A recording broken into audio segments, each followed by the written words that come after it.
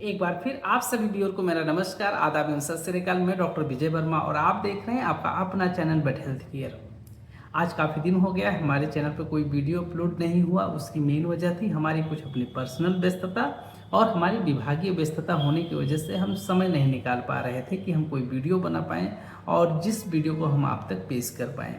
यही कारण था जिसकी वजह से हम कोई वीडियो बना करके अपने चैनल पर अपलोड नहीं कर पाए। लेकिन अब मैं पूरी कोशिश करूंगा कि कम से कम सप्ताह में एक वीडियो आपके लिए ज़रूर मैं पेश कर सकूं। एक्चुअली में जो आज का हमारा वीडियो है, जब इसके बनाने के बारे में मैं सोच रहा था तो सबसे पहले सोचा मैं आप लोगों के लिए कुछ एक बहुत ही बेसिक चीज़ आप लोगों के सामने पेश करूं, जिसकी वजह से आप फील्ड कंडीशंस में जो भी प्रैक्टिस करते हैं उसमें आपकी जो प्रैक्टिस की एफिशिएंसी है वो बढ़ सके। इस कड़ी में मैंने सबसे पहले ये सोचा कि ज़्यादातर हमारा कोई भी एनिमल होता है, स्पेशली डॉग कैट में, तो हम देखते हैं कि अगर हमारा एनिमल एक दो बार में ठीक नहीं हो रहा है तो हम लोग क्या करते हैं कि उसका सीबीसी कराते हैं।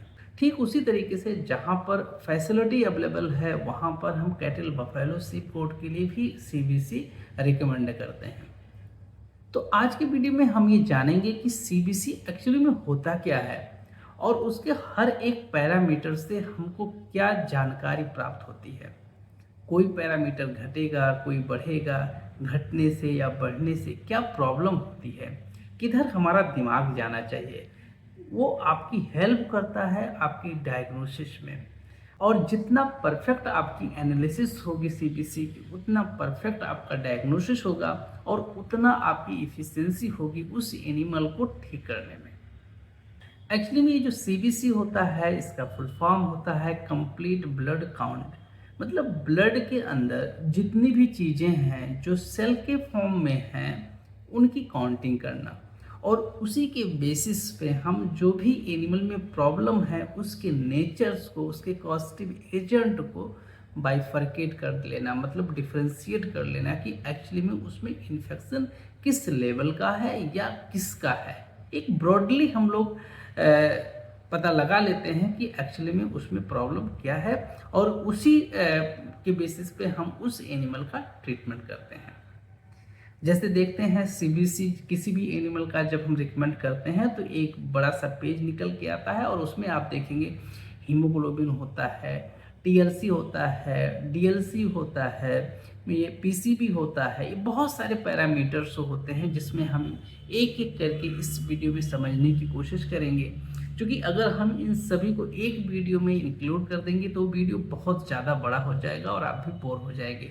इसलिए हमने वीडियो में ये सोचा है कि इसकी पूरी एक सीबीसी की सीरीज चलेगी और हर एक पैरामीटर्स को हम उसको उठाएंगे और उसके बढ़ने से घटने से जो भी प्रॉब्लम होती है उसके बारे में हम जिक्र करेंगे, और उससे आप उस एनिमल में जो प्रॉब्लम है उस एनिमल की हिस्ट्री से कोरिलेट करते हुए अपने डायग्नोसिस की तरफ बढ़िएगा।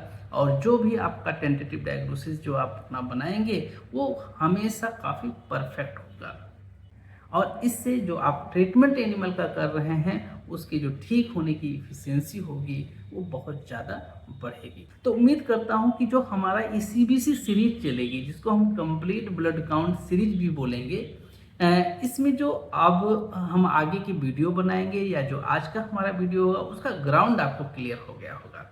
तो इस कड़ी में आइए सबसे पहले हम बात करेंगे हीमोग्लोबिन के बारे में। अब आइए, जो एनिमल में हीमोग्लोबिन का जो पैरामीटर है वो अगर घटता है तो उस पशु में क्या प्रॉब्लम होती है, इसको जानने से पहले जो हीमोग्लोबिन का बेसिक स्ट्रक्चर होता है उसको हम समझ लेते हैं। हीमोग्लोबिन में एक्चुअली में दो पार्ट होता है, एक पार्ट होता है ग्लोबिन का और दूसरा पार्ट होता है हीम का। जो हमारा पार्ट ग्लोबिन का होता है वो बेसिकली एक प्रोटीन होता है जिसमें 4 पॉलीपेप्टाइड चेन होते हैं, 2 अल्फा चेन बोला जाता है और 2 बीटा चेन बोला जाता है।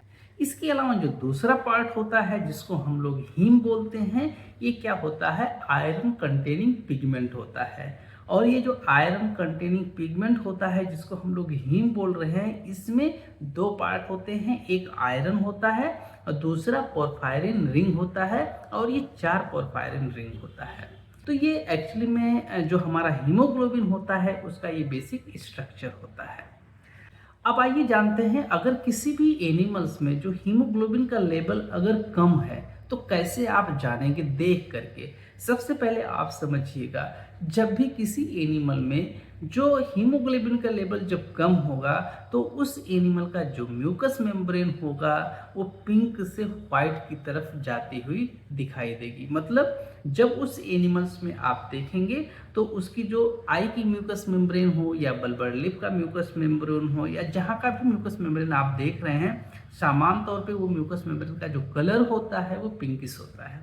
लेकिन अगर उस एनिमल्स में हीमोग्लोबिन का लेवल डाउन होता जाएगा तो वो एनिमल्स का जो म्यूकस मेम्ब्रेन का कलर होगा वो सफ़ेद होता चला जाएगा और लास्ट में पीला भी होने लगता है। तो इस तरीके से देख करके हम जान सकते हैं। लेकिन अगर अर्ली स्टेज में है, जब हम ब्लड टेस्ट के लिए देंगे तो उसमें आपको शो करेगा कि इस एनिमल में हीमोग्लोबिन का लेवल कम है। अब आइए हम ये जानते हैं, अगर किसी भी एनिमल में जो हीमोग्लोबिन का लेवल है अगर वो कम हो रहा है तो ये समझने की कोशिश करते हैं कि किस किस परिस्थिति में उस एनिमल में हीमोग्लोबिन का लेवल कम होगा।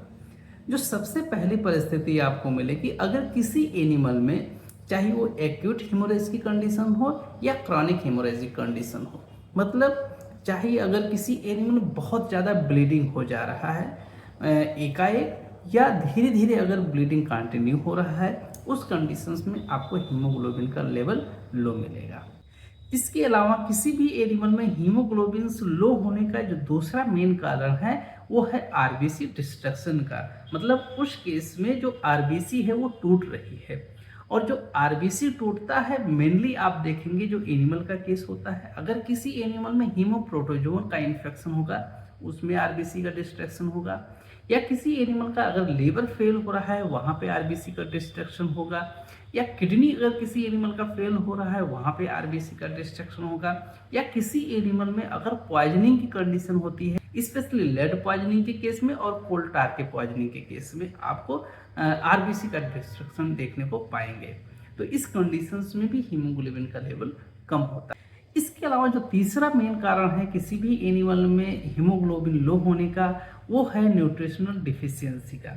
न्यूट्रिशनल डिफिशियंसी अगर किसी एनिमल में होगा, स्पेशली अगर उस एनिमल में आयरन की डिफिशियंसी हो जाए या प्रोटीन की डिफिशियंसी हो जाए या विटामिन में स्पेशली विटामिन सी की डिफिशियंसी हो जाए, विटामिन B12 की हो जाए और फोलिक एसिड की हो जाए, अगर इन सभी की उस एनिमल में कमी हो जाएगी तो उस कंडीशंस में जो आरबीसी का फॉर्मेशन होगा वो स्लो डाउन हो जाएगा। मतलब आरबीसी कम बनेगा, और जब आरबीसी कम बनेगा तब उस एनिमल में ऑलरेडी हीमोग्लोबिन लो हो जाएगा। इसके अलावा जो चौथा मेन कारण होता है, अगर किसी एनिमल का जो रेड बोन मैरो है जहाँ पे आरबीसी का फॉर्मेशन होता है, अगर वो रेड बोन मैरो रिप्लेस हो रहा है फैटी टिश्यू से तो उस कंडीशंस में आरबीसी का फॉर्मेशन स्लो डाउन हो जाएगा, मतलब आरबीसी कम बनेगा, तो वहाँ पर भी हीमोग्लोबिन का लेवल आपको कम देखने को मिलेगा। इसके अलावा जो पांचवा कारण है, अगर किसी एनिमल में कोई क्रॉनिक इन्फेक्शंस है और जो बहुत लंबे समय तक परसिस्ट कर रहा है और उसकी वजह से वो एनिमल सफ़र कर रहा है, तो वहाँ पर भी आपको हीमोग्लोबिन का जो लेवल है वो लो दिखाई पड़ेगा। तो इस तरह बहुत सारे हमारे कारण होते हैं जिसकी वजह से हमारे यहाँ एनिमल में हीमोग्लोबिन का लेवल कम होता है। मतलब जब भी किसी एनिमल का सीबीसी हम कराते हैं और उसमें अगर हीमोग्लोबिन का लेवल लो हो रहा है तो आप हिस्ट्री के साथ कोरिलेट करें कि इसमें से कौन सा ऐसा कारण है जिसकी वजह से उसका हीमोग्लोबिन लेवल कम हो रहा है। तो उम्मीद करता हूँ जितने भी हमारे फील्ड में काम करने वाले हमारे वेटनेरियन भाई हैं जो अभी नए नए फील्ड में काम करने के लिए आए हुए हैं, हमारी इस वीडियो से वो कुछ ना कुछ लाभान्वित जरूर हुए होंगे। और इस सीरीज में मैं एक एक टॉपिक पे हमेशा बात करूँगा और सब में आपको कुछ ना कुछ सीखने को जरूर मिलेगा। इसी के साथ हम अपनी वाणी को विराम देते हैं, मिलते हैं इसके नेक्स्ट पार्ट में अगले दिन। तब तक के लिए आप सभी व्यूअर का बहुत बहुत धन्यवाद। जय हिंद, जय भारत।